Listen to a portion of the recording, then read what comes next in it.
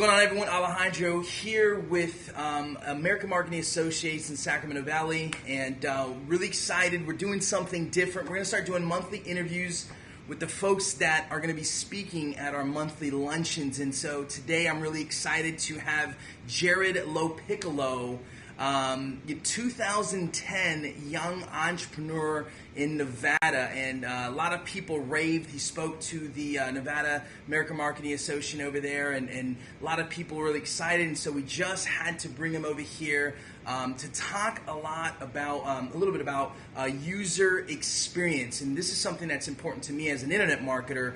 A lot of people focus on driving traffic, but when traffic is at your website, how do you convert that, or what's the call to action to either make a sale or get someone to pick up the phone? And so really excited to have you here, Jarrod. Really appreciate you for taking a few minutes out of your time, man.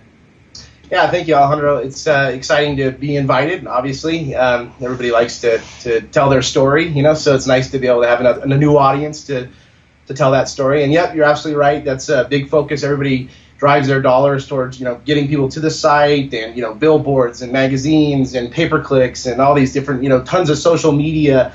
But then, sometimes they don't focus on when they're actually there. What is that experience? What is the user having on that experience? So that's going to be our big focus of discussion. So let's get into that. Kind of, give people an understanding. I was talking to you a bit earlier about, you started this company in your, small little house with one computer and your wife, and yep. 2003, and now you're doing some really big things. Have over 10, 15 employees. And so can you talk a little bit about how you guys got to where you're at today with some of the huge clients that you guys are working with?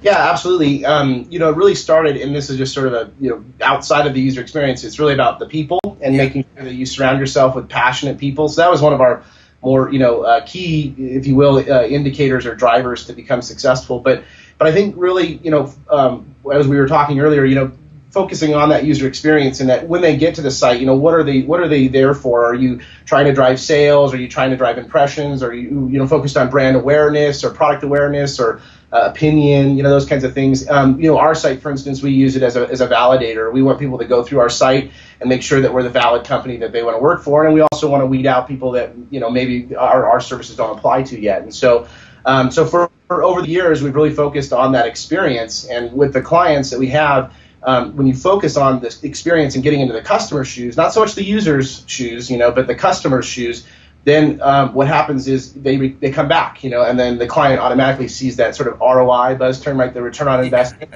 So they see that, and then they come back for more. So we actually haven't had to do all this billboard advertisement or this magazines or a lot of viral stuff. Instead, just through a lot of referral and the fact that we focus on that user experience, and that the users are treated well and they're given what they want when they're on the site, which sounds so simple, but oftentimes people don't do that, has got us to where we're at, which is about 18 full-time employees. Well, I'm sure you have people that you work with. It's like, hey, cool, I'm on the front page of Google, but I'm not making any sales. Or, hey, I'm number one on, I have 1,000 fans on my fan page. I'm seeing the refer in my Google Analytics, but it's not. No one's picking the phone up, so the web doesn't work. So tell us, kind of some of the things you talk a lot about, creating that, customer loyalty and that relationship, that retention. How do you guys, what's the process that you guys are doing, and what kind of things can people expect to learn when they come on October 13th?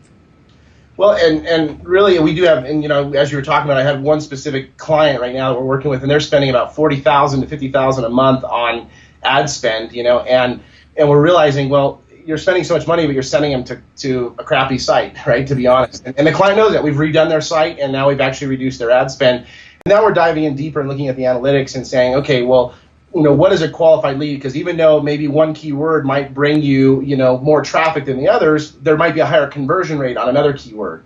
And so, now we're going to look even with a microscope even further down into those analytics. But the fact that remains, every website really, or every experience, every user experience, and it's not just on websites, but it's on the PDA phones or the ATM, or if you're at the airport and you're printing out your kiosk ticket, or whatever the case is. There's really four things you need to include there, and one is value. You have to provide value, right? If there's no value, then why are they there? You have to provide trust, so they have to be able to trust this device or this experience that they're in. They have to be able to navigate it, so the navigation has to be intuitive enough. Let's not send them down this exploration sort of highway. And then finally is the presentation. It has to look good because we're fighting for people's time. And if it doesn't feel good or look good or feels like a nice experience, then they're going to leave. And so that's really important. Is those four kind of things: value, trust, presentation, navigation. One last question I do have for you, because everybody's an expert right now in social media and online in this technology space, and so you read a few blog posts and now you're an expert, right? Yeah. And some people make some crazy bold statements that because of Facebook having over close to 600 million people, and Twitter, new CEO they just announced, and so they're going into a new direction. People are saying websites are dead, and so can you kind of talk to how can you talk to a little bit about that and what your thoughts on when people say websites are dead? Yeah, and we actually get presented it a lot in the sense that someone says, well, my cousin who's in college can build me a website, and we're like, yes, he absolutely can, or I can set my own social media or conversational media piece up, whether it's Twitter or Facebook and stuff. But the problem is that you're still working within, specifically the social media environment. You're still working within, their rules. So like, while we're doing FBML, Facebook markup language, and customizing the Facebook experience, we're so much limited to what we can do on that. Until they start opening up the platform more and stuff like that. So really, I kind of refer to it back like 20 years ago. You had to have a business card so that you were creditable. Well, rewind 5 years ago, you had to have a website. Well, now you have to have all those other sites, but you can't just get rid of the one, because you're going to be limiting yourself to those platforms, usability, essentially. So if you want to really, truly control that user experience, and you want to provide that value, and you want to provide that trust outside of these other sort of platforms, then you have to absolutely create your own custom experience, and a lot of times you just can't provide that same amount of value that you can on these other sites. Doesn't mean that they're not necessary. If anything, you need them.